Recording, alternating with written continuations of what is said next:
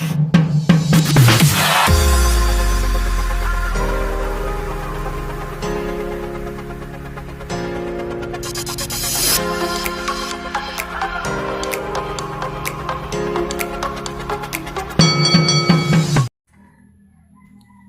good morning. Sa video natin ngayon ay ipapakita natin kung paano ikabit yung doorknob. Pagkatapos, syempre, kinabit ko na muna yung mga hinges dito. 3 piraso yan.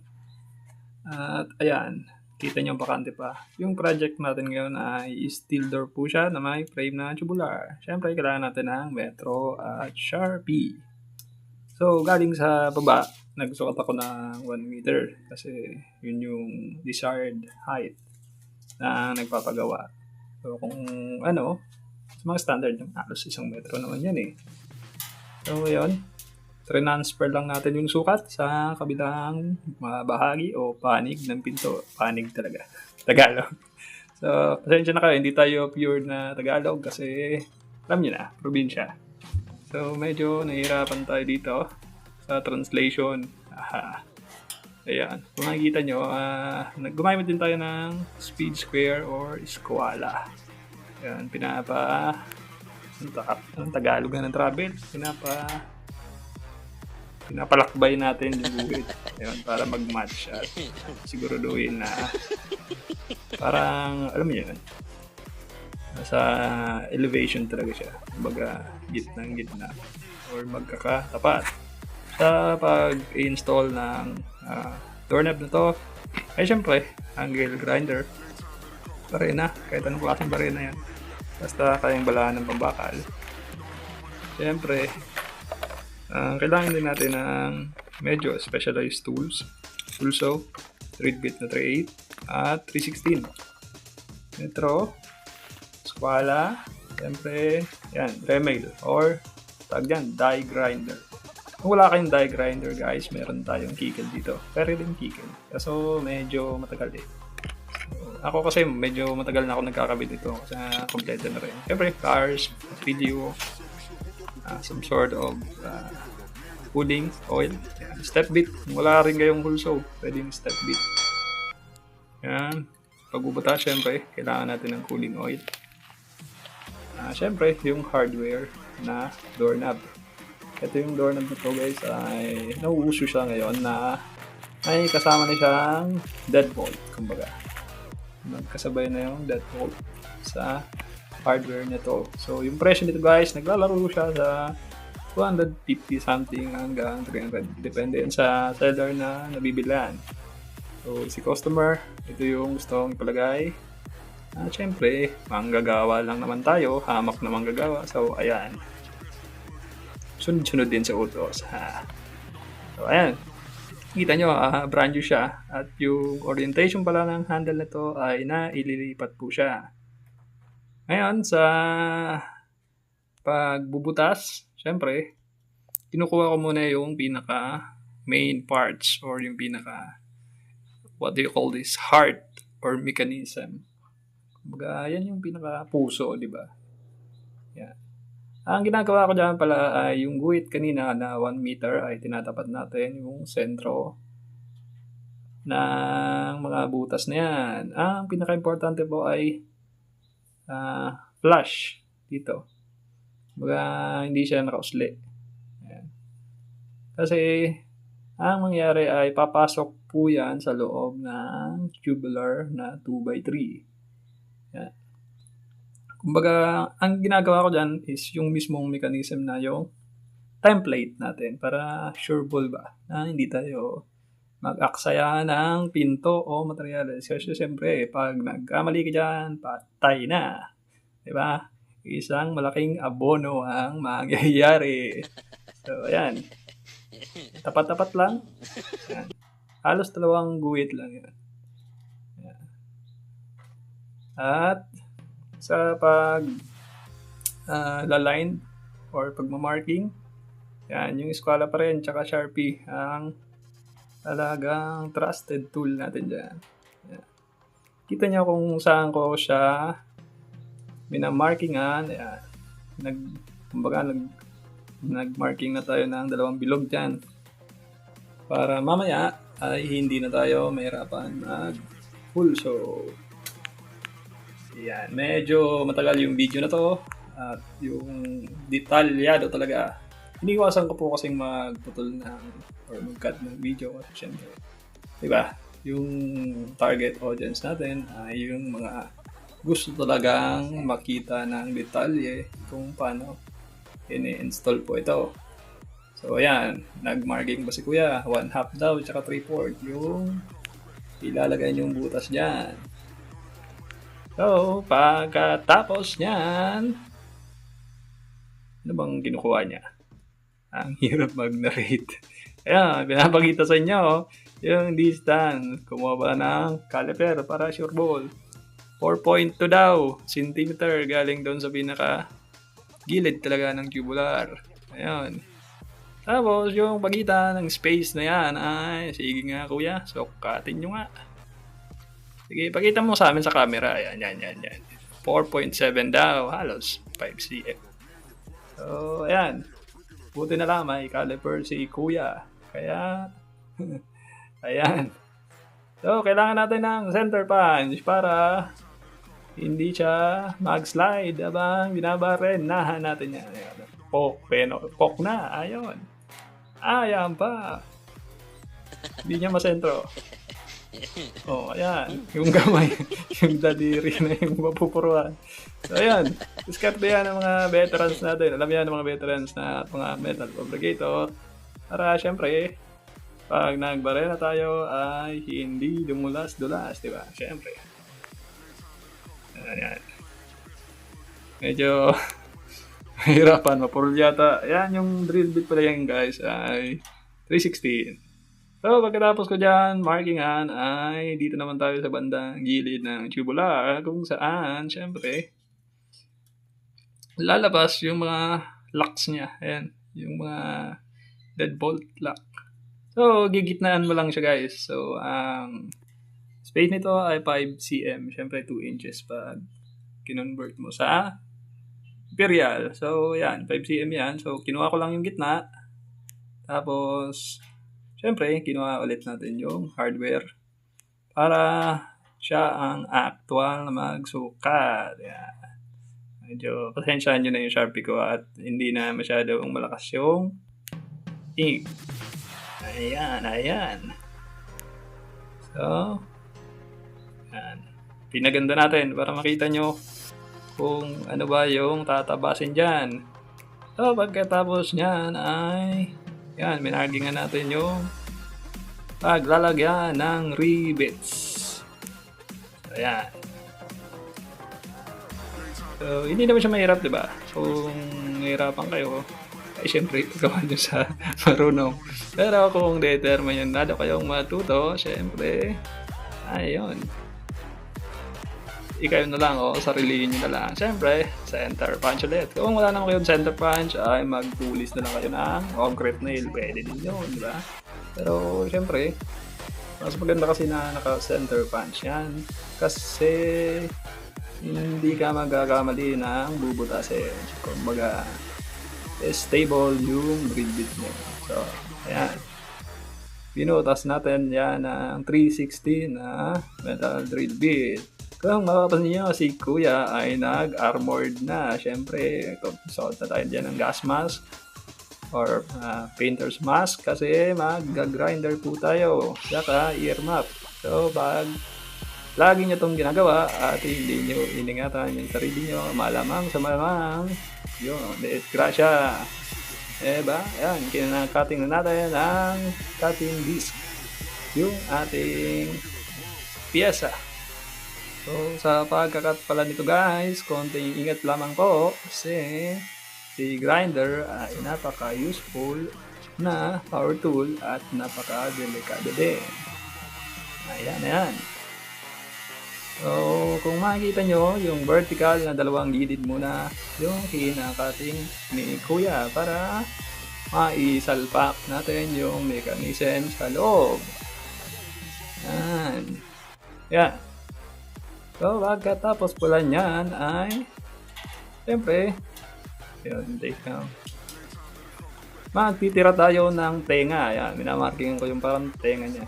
Kasi hindi nyo pwedeng tanggalin yan lahat kasi siyempre kailangan ng pagre-rebitan. Ayan, ayan. Ano bang kinukuha niya? Ano bang kinukuha? Ayun, naghahanap siya na panungkit. So, kuha tayo ng long nose. Ayun. hindi niya masungkit. So, yun, tinatin nyo muna halang or horizontal yung tenga yun na ititira niya. Siyempre, ingatan nyo lang kasi siyempre baka lumagpas ka sa linya yan, lumagpas ng konti. Pero okay lang yan. Kasi yan, sinusungkit niya po ng martilyo. Hanggang sa malala niya na, ay meron pala akong maliit na kutsilyo din eh. Ay alay, ayan.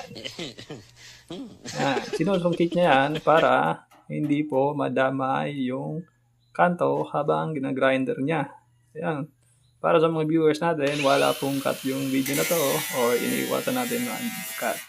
Para at least masundan nyo talaga ng maigi yung ating pinagagawa rito. Ayan po.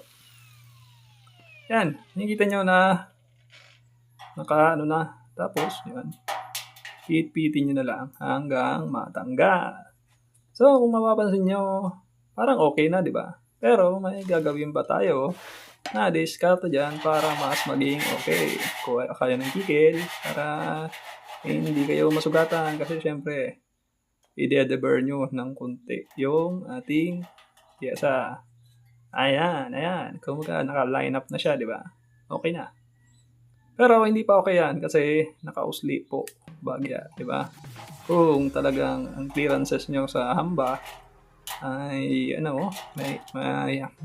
maiksi or talagang konti lang yung clearance nyo, hindi po mag-fit yan. So, ang ginagawa dito ay pini-make sure niya na kaya niyang tupiin po yung tenga na yun paloob. Ayan. Hawakan nyo yung lang siya ng pliers at paupukin nyo ng martilyo. At syempre, iwasan yung madamay yung daliri nyo. Syempre, ayun. So, kung nakukuha nyo rin, di ba? Sa mga gustong subukan to. Ayan. Parang ipapalubugin nyo lang ng unti yung dalawang tenga. Ang sa ganun po ay maging flush yung ating mechanism sa loob. So, ayan, ayan. Medyo kulang na tayo sa practice kasi matagal-tagal na rin diba, na hindi ko nagawa yung pagkakabit ng ganitong doorknob sa bakal. So sa mga nagtatanong dyan ay bibihira ko po ito gawin kasi syempre may mga ibang trabaho din tayo. Pero sa wala ko pa rin syempre. Bakal po yung pinagkakabitan natin at kung kahoy naman ay mas mahirap, tingin ko mas mahirap to sa kahoy na ikabit. Kasi gagamit ka talaga ng mga, alam niyo yun, mga pait na maliliit. Ay, kung wala naman kayo, rotor, gagamitin nyo. So, kung magkakaroon ako ng pagkakataon na i-vlog kung paano magkabit nito sa kahoy, ay pagbibigyan ko po yung ating mga subscriber. At syempre, kung hindi ka pa nakasubscribe sa ating channel, ay syempre palambing naman ang isang subscribe button dyan. Yun. Importante to pala guys. Ito yung pinaka tawag dito. Ang dila niya ba? Ayan. Pwede yan ibaliktad. Ayan, binabaliktad ko. May lock yan sa gilid. Kasi depende sa orientation po ng pinto nyo. Kung nasa left, right, kung ano ba ang positioning. So, ayan. Nakikita nyo, pinipilit natin yung lock. Pwede siya ibaliktad. So, wala pong chance na mali yung mabili nyo. Pinipihit niya, di ba? Pinapakita niya. Ayan, ikot nyo lang yan. Pak. Balik nyo yung lock. Okay. Siyempre, ayan, ayan. Okay na. Pagkatapos ay, bago ko pala i-secure yan, ay doon muna tayo sa pagbubutas. Ayan, tinuturo niya pa. Butasin nyo daw ng medya or 3/4. Pwede. Wag lang di uno kasi masyadong malaki na. Medya. Kung meron kayong carbide, pulso, or step beat, ay mas madali po yung magiging trabaho nyo. Ayan. Lagyan natin sa gear 1 para hindi masyadong pumurol yung yan. At saka samahan nyo na rin ng pampadulas. Alright. So, ayan. Medyo luma na kasi yung hulso natin eh. Medyo matanda na yan eh. 5 years na yata yan. So, basta na maintain nyo yung cooling, di ba? Hindi siya madaling pumurol kasi carbide po yung ipin niyan. Hindi po siya hulso sa kahoy. Kasi yung iba nakikita ko, nagbubutas niyan ay ang gamit ay hulso sa kahoy. Hindi po obra. Mabubungi po agad. Ayan, tinuro niya na. So, ang gagawin natin dyan ay siyempre, replicate nyo lang. Yan, sinesentro natin. Yan, testing na. Yung nasa center ba siya? Wala pong cut yung video natin para makita talaga ng ating mga subscriber at manonood kung paano siya i-install. Medyo mahaba-haba yung ating videos. Sundan nyo ako. So, ayan. Sa baba pala guys ay nagkatabi siyang butas. So, para hindi ako malito or magkamali, ang ginagawa ko po ay bubutas muna ako ng parang pilot hole din. Medyo pa rin sa baba. Medyo matigas-tigas na. Yung thickness po pala ng bakal na binubutas natin ngayon ay 1.5 lamang. Pero kung 2.0, abay may budget. Diba? Yung 2.0 yung pag kakabitan nyo, syempre, medyo mahirapan kayo. Ayan, uusok-usok pa. Napaka-importante po ng paglalagay ng oil. Kahit yung pinagprituan ng tuyo, ay pwede na. Diba? Kasi syempre, kung wala yan, ay malamang sa alamang, bili kayo ng bili ng ating hulso. Katapos yan, ay sinundan natin siya ng 3/8. Ayan, lumagpas. 3/8. 3/8 yan na steel na drill bit. Ayan. So, yung butas pala na yan guys ay medyo kulang pa. So, may dalawang maliit yan sa taas at saka sa baba para sa mga screws. At syempre, papakita pa rin natin sa video. Ayan, napakahirap pala or nakakapagod mag-narrate. So, inom mo tayo ng kape.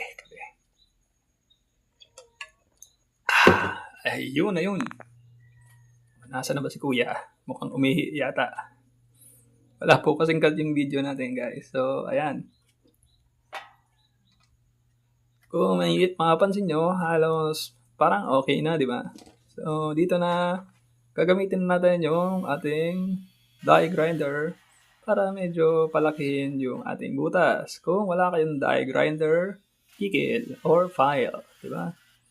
Kung sa akin lang, syempre, medyo nag-invest na tayo ng gamit sa trabaho ito kasi halos madalas na natin ginagawa eh. So, akin lang, nag-invest na at bumili na ako para syempre efficient at hindi tayo mahirapan sa pag-install ng ganitong mga locking system. So, yung door na pala na to guys, inuulit ko, ay mabibili nyo sa mga ating online store. Type nyo lang siya na ilalagay ko na lang yung link sa baba para hindi tayo mahirapan. So, ayan. Gamit si die grinder ay kailangan lang siyang i-shape kung ano yung basta ang ano dyan, kunin yung template nyo kung gaano yung kalaki kasi may isusot dun eh. Ang sa baba kasi niya na ang medyo kakalkalin nyo kasi yung mechanism ng pinaka deadbolt niya ay nandyan sa part ng baba. At syempre, kung natapos nyo na ang butasin sa kabila, ay sabi ko nga kanina, ulit-ulit i-replicate lang natin siya sa kabila. Syempre, wag nating kalimutan yung sukat na dapat is sentro talaga siya at hindi siya magmintis. Kasi pag nagmintis yan guys, mahirapan tayong i-align yung ating mga locks. So, sa una, mahirap talaga yan. So, kumbaga, mga pa kayo. But later on, sabi nga nila, Sa una ka lang pahihirapan, magiging madali na yan sa inyo. Ayan, ayan. So, gamit pa rin yung ating medya na pulso ay binubutasan natin siya. So, ayan. Sinunod ko na yung kabila. Nakikita nyo yung usok, guys. Yung madali kasi makapagpa-crawl talaga sa ating pulso at drill bit ay heat. Kumbaga kung hindi kayo sanay or diba, aware na kailangan pala siyang lagyan ng cutting oil ay ayun, nahihirapan or palit kayo ng palit ng pulso. Ayun, replicate yung kabila gamit pa rin yung pulso. Ayan, sa mga oras na to ay susukatin na natin kung or sisipatin natin. Ayan, tinuturo ni Kuya na importante daw yung pinakababa na part para hindi sumabit. So, ayan. Sinukat niya na yung mechanism sa loob at nagtapat-tapat naman. Ngayon, ang bubutasan natin yan. Tinuturo niya yung dalawang butas. Yan yung dalawang screw lang. Yung mechanism na yan ay may tatlong screw lang po siya. Kailangan natin ng Philip or cross point na yan, screwdriver. Sa oras na yan ay ginagawa niyang luwagan. Yan, naluluwagan po yan para malipat nyo yung orientation ng handle. Pwedeng yan, pwedeng sa kabila, pwedeng sa taas. Depende na sa trip nyo. Ayan. Kung mapapansin nyo guys, yung bumibutas na yan, syempre nasa loob na parte yan ng bahay, di ba? Kasi syempre pag nasa labas yan ay mabubuksan po yan ng magnanakaw. Ayan, nasa loob na part niyan. Tapos yung isang part niyan ay wala pong butas yun. Ang nakalagay po doon yung thread niya.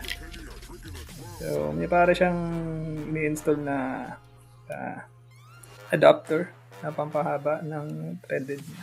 So yun, makikita nyo mamaya yun pag in-install na natin. So ayan, minarkingan ko na. Tinapat ko lang siya guys. Kumbaga, tapat-tapat lang yan. So para hindi kayo sumablay ulit, may kasama po yan na parang square na mahaba na inilalagay po dyan sa gitna. Ayan. So, kukunin yan mamaya. Ayan, ayan. Ayan. Sipatin nyo kung aligned na at wala na mga sumasabit, ay okay na po yan. Diba? Yung parang susi na part na yan, na butas na ginawa nyo, ay siya na ang pagsusukatan ng deadbolt. At yung sa bandang taas naman, ay yan na yung sa handle para umurong yung parang dila-dila niya ba? Pinaka-lock niya na bahagya. Ayan. So, minatch ko na yan. Yan yung pinakasukat niya. Halos 4.3 cm. Tapos yung distansya galing yan sa pinakakanto niya. At from point to point, from butas to butas, ay nasa almost 17. So pwede nyo naman i-double check yan sa actual. Ayan. Yan yung nasa labas pala guys. Pinapasok ko na yan. Yan yung nasa labas ng bahay. Nung sinasabi ko sa inyo. So, dino-double check yan. So, yun. Tinagay niya na rin yung parang bronze na anong yan? Square. Yan. Yan naman yung nasa loob. Tapos, syempre, dito ka medyo mahirapan kasi maiksi yung binigay na tornilyo ng manufacturer. So, kaya naman. Kumbaga, kapain nyo lang. Ayan, ayan. Huwag nyo munang masyadong higpitan. Ang importante dyan ay matesting nyo kung ayan. Sa mga oras na yan guys, ayun may naghahabulan ng mga manok. Pasensya nyo na yan. Sa mga oras na yan ay nakikita nyo na manipula or na nakikilos na natin yung ang hirap talaga mag-narrate pag mahaba yung video. Pero para sa inyo, syempre, di ba? Tiyagain natin yan. Yan, na-manipulate na or nagagalaw niya na. Ayan yung pangatlong screw guys. Yan, ganyan lang po yung orientation. Yan. So, sa susi yan, paglaruin nyo lang, ikot-ikutin nyo lang hanggang matanggal. So, yung pinaka, ayan, ay nasa loob syempre. Diba? Ayan, nasa loob yan. Tapos, yung pinakasalpakan ng susi ay nasa labas ng pinto. Ayan. Yan yung pinaka-lock ng deadbolt niya. So, paalala pala guys, bago nyo siya higpitan, ay make sure na gumagana yung deadbolt. Siyempre, testing nyo rin. At, siyempre, mas maigi na lagyan nyo siya ng konting langis. Yan, tingnan nyo, hindi ko siya magalaw, di ba? Kasi hindi ko pa siya masentro. May konting hilot-hilot ba, kung tawagin nila. Yan. Gumalaw na siya. So, pag nagalaw-galaw nyo na siya, saka nyo po siya higpitan. Yan yung pangatlo na screws. Yan. Sa mga oras na yan, halos tapos na po tayo. Diba? So, halos lang butas ba yan?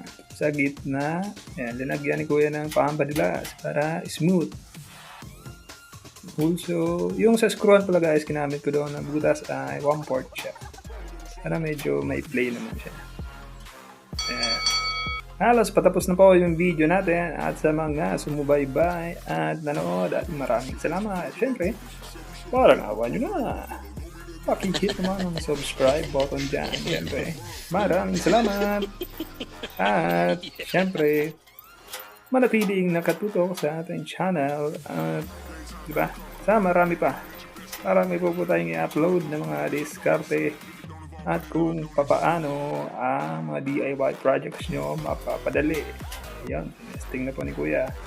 Napaka-smooth na. Ayan, ito na yung finished product natin at kung nakikita nyo naman ay napaka-aesthetic di talagang tingnan kumpara sa mga ordinaryong doorknobs, di ba? Kumbaga, di ba? Very elegant at simple lang sa murang halaga.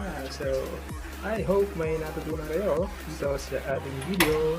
At syempre, huwag kalimutang i-like, i-subscribe, i-share ang ating videos para sa marami pa. Maraming salamat!